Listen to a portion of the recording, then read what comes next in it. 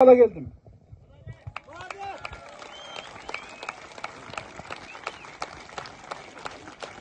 Bu toxtamda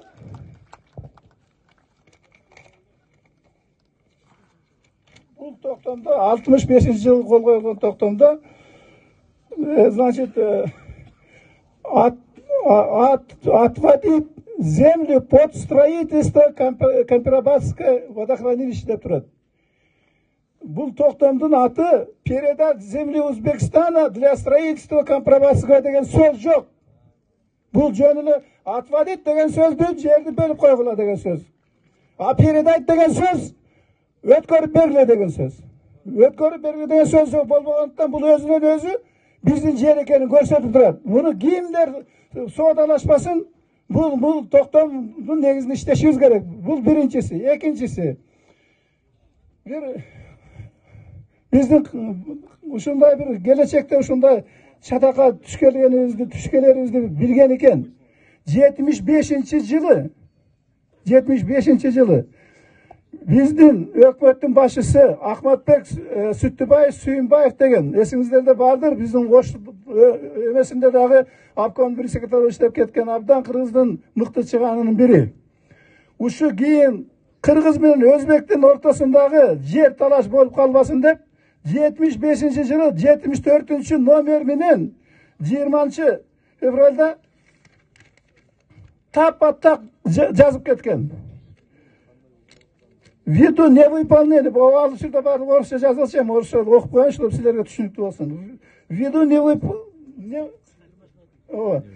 невыполнения со стороны Узбекской ССР обязательства по строительству левобережного Кампирабадского канала, коллекторной дорожной сети, Совет министров Кыргызской РСР постановлением от 20 февраля 1975 года номер 74 постановил сохранить земли в страницах Орской области Кыргызской ССР, отведенных по постановлениям 65 года деп турат. Ну, ушу эгерде Сүйүнбаевдин мына токтому жок болсо, анда Камчыбек Ташиев башкасы содалашса болот. Бул деген тапатак жазылып турат. Отведенных берилген жерди ошол биздин Ош областынын чегарасы менен Өзбекстан чегарасында сохранить деп турат. Бул деген талашсыз маселе. Ошондуктан мен ушуну эми сиздерге айтпайын дедим эле, айтып деле коеюн. Бир эки киши катышкан жогорку кеңештин эмеси болуп атканда талкуулоо деп койду. Талкуулоосу болуп атканда Камчыбек Ташиев ушул токтом жөнүндө бир сөз айткан жок. Ошого чыдабай мен айттым. Эмне үчүн жашырып атасың? Эмне үчүн жалган айтып атасың? Бул кыргыздын жери, мына документтер турат колубузда деп. Бул бир тарап. Эми бул жердин эмеси, мен элчи болуп 10 жыл иштеген адаммын. Мына чегара маселелери бул МИДтин маселеси. Бул КГБнын маселеси эмес.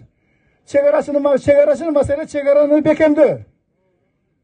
Таши ошо чегараны бекемдөө боюнча иштеш керек. А чегараны аныктоо үчүн эмес. Аныктоону МИДке бериш керек. Бул чегараны аныктоодо эки гана жол бар. Биринчи жолу так жерлерде, талаш жок жерлерде шарт протокол кол коюлат да келишим кол коюлат.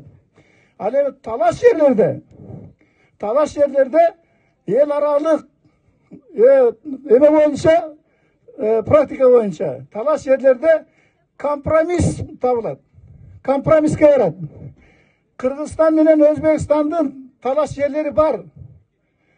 Гавасай талаш жер, Уңгартоо талаш жер, Чечме булак талаш жер.